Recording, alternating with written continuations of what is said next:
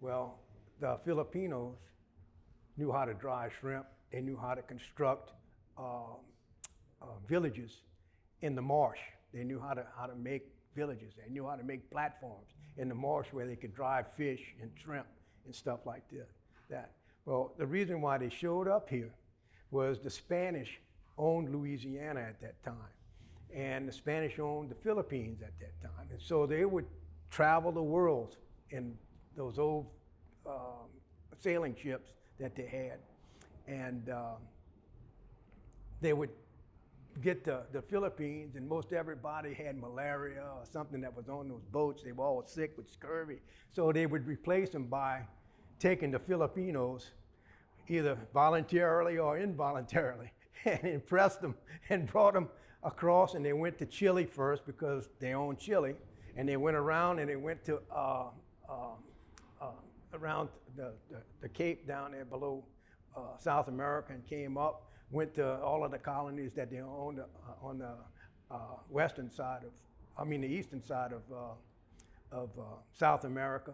And then they went up, they went to Cuba and such like that, because they owned Cuba, Hispaniola, as they used to call it. And then they would come to New Orleans. And when they got up to the river, the Filipinos had about enough of the Spanish guys, and so they would jump over the sides and they would go in the marshes and hide in the marshes, but they couldn't find them. And that's how they constructed villages and stuff. And about the same time, the Acadians showed up from Nova Scotia, because they had lost the French and the French had lost the French and Indian War, and they came to Louisiana because of the abundance of fish and shrimp and stuff, and they knew how to dry fish, and the Filipinos knew how to dry shrimp. And that's how they came here, and they were hiding in the marsh, trying not to get caught. And so that's what they would do. They would dry fish. They would catch it with seines and whatever, and they would dry for their own purposes and stuff like that. And they're still, the Filipinos are the ones that started drying shrimp first, with the Chinese and the Cajun people and stuff like that. I guess we call them Cajuns, but they were Acadians. And they were all blended in that society. And that's where they lived, down on the coast of Louisiana, all the way around the coast of Louisiana. And that's how they started. And they were trapping, and they were doing everything that they could. And when the French took over, after that, Napoleon sent some Jewish guys over here to, because the Jewish people were very, I guess they knew astute about commerce. And so they started, like Lake Charles and Opelousas, and, they worked plenty in New Orleans and the upper Mississippi River valleys and stuff like that. And they developed all this commerce with the fur trades and the shrimp and the fish and the stuff. And that's how that all came to being. And they developed banks and, and got all of this money from outside of the state by trading it back to France or wherever they could sell it at, and that's how it all got started.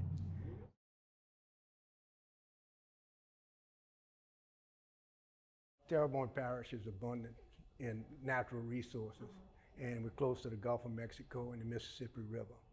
And so many, many years ago, people were migrating here for the natural resources, the lumber, the trapping, the fishing industry and such like that. And it just happened to be one of the most blessed places in the world that provides everything that somebody would need to be a fisherman. And so it was a natural place for that to happen. Well, there was such an abundance of it.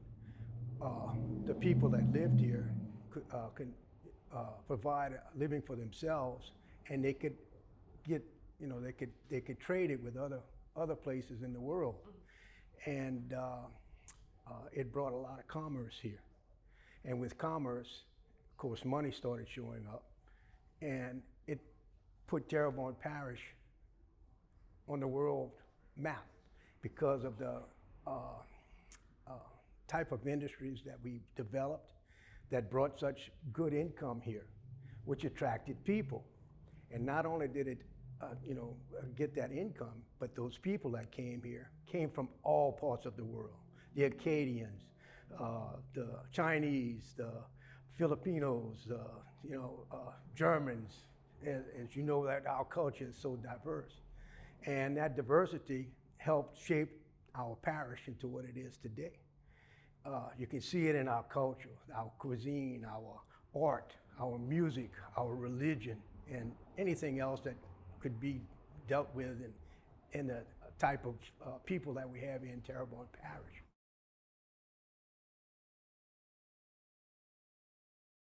Technology changed the industry dramatically. My particular part of the industry, the dried shrimp industry, was basically when it started, it was a barter type of thing. My grandfather started, he was selling dry goods and whatever out of a buggy, in the Terrebonne Parish. He was working out of New Orleans. And he was coming here, people were building stores and dry good places, but they didn't have any money, and it was that barter which helped promote that industry. So as the industry started growing, he would sell dry goods to these people, and they would have other foods to eat besides what they produced here.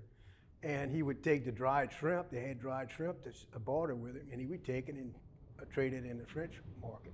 So he decided, well, heck, that industry, he was making enough money in it, so he decided to just go into the dried shrimp industry. Well, he met a man, Sidney Bergeron, and they got to be partners in this wonderful little business that we have. And so as the years went on, they started bartering and selling and trading and doing everything they could. But Mr. Shelley Bergeron and a man by the name of T. Fred Chauvin invented the beating machine, which beat the shells and stuff off of the shrimp. And instead of having to walk on the shrimp to break the shells off and throwing it up in the wind to make the shells go away, this shrimp beating machine enabled them to get the shells off the shrimp so they could sell it in big barrels and what have you. And it started a world trade of dried shrimp. And in the 1920s and 30s, dried shrimp was sold back to China, who invented the art of drying shrimp. We were selling over 2 million pounds of dried shrimp, and which was the entire catch of all of the shrimp in this area. It took about 14 million pounds of fresh shrimp to make those 2 million pounds. And so that was, people were catching shrimp with seines and stuff, but that beating machine enabled them to go worldwide. Later on, they were all working on the platforms, and it would be blown away. And then back in the early 50s and 60s, the Department of Health showed up, and they didn't think that the platform was so sanitary. So out of necessity, my dad invented a drying machine.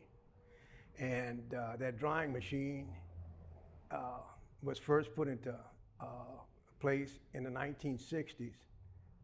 And it took over from the platforms.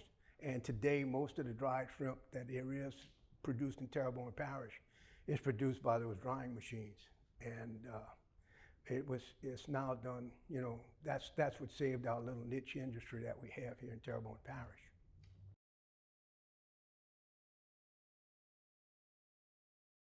Well, I'll go back to my grandfather. He started in this business probably 1907 or so with Mr. Shelley Bergeron. And they went through 2 world wars, a depression, numerous hurricanes which blew everything away. And they all had to start over from scratch over and over again. My dad's generations had the same problems. They had different, hurricanes and such like that. In my industry, when I took over, we had, which was around 2000, 2007, something like that when I took over. We had 4 hurricanes in a row, right as soon as we took over. It destroyed all of our industry altogether. We had no way of making any money. Those people down the bayou were so resilient, they came back as fast as they could. We went back into business. We faced an oil spill right after those 4 hurricanes. which pretty much devastated everything because everything was polluted.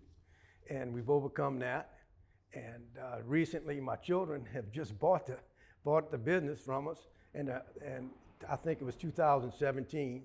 Immediately, they faced COVID and two devastating hurricanes. One is which we are still recovering from, and we don't know where we're going to be in the next couple of years. But we're still here.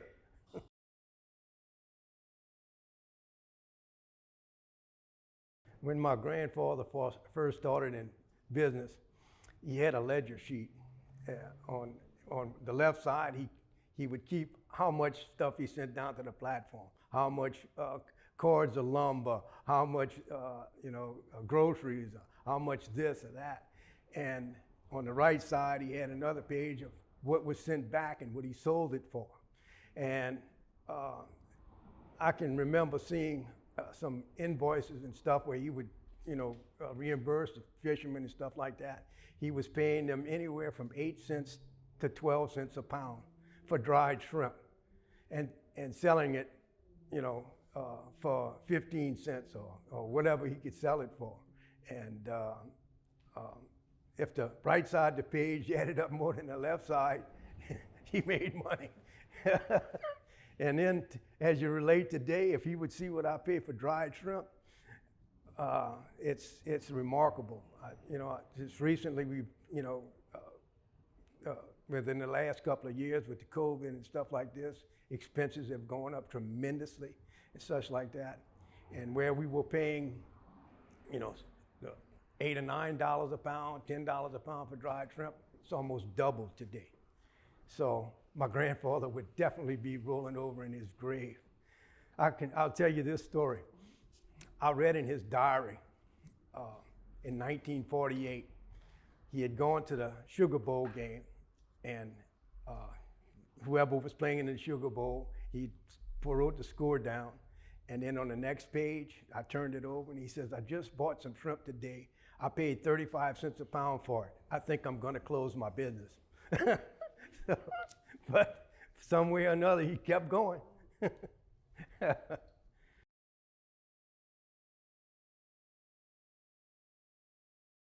In the recent times, we have been devastated by so many hurricanes and such, and the technology has been tremendous.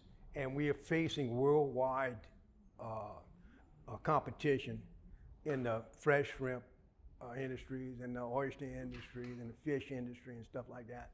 But we have a little niche industry here with this dried shrimp, and we're nurturing it, and we have been doing it for a long, long time. For some particular reason, this area produces probably some of the finest dried shrimp ever made in the world, and still is producing it. Although our industry has shrunken, we still have this little industry. I cannot tell you what's going to happen in the next few years with it, cause our industry is going to concern.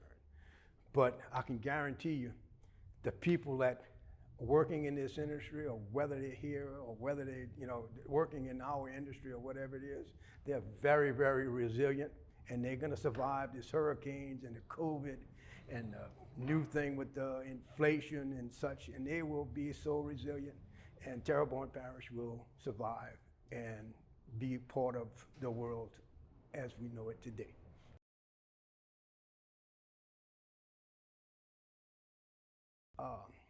Before World War II happened, my grandfather was selling shrimp meal or shrimp dust, which is the shells and the heads of the shrimp. He was selling it to Germany, and Germany at that time were not supposed to be rearming themselves in any kind of way, buying any ammunition or arms or anything like that. Well, they were taking the shrimp dust and they were extracting the nitrogen out of it, and they were making powder with it. And so my grandfather always said that, he says, I sold those Germans the dry shrimp dust, and they shot it back at us in World War II. But that was one of his jokes. And so my grandfather and his partner would export 2 million pounds of dried shrimp a year. between the years of about 1928 and 1936. And they were exporting most of it to China. And they had the exclusive patent right to sell dried shrimp in China. Yes. What years were that? About 1930, 22, 28 to 1936. And the reason why I know 1936 is because that's when the Japanese invaded Manchuria and broke up my grandfather and his partner's picnic.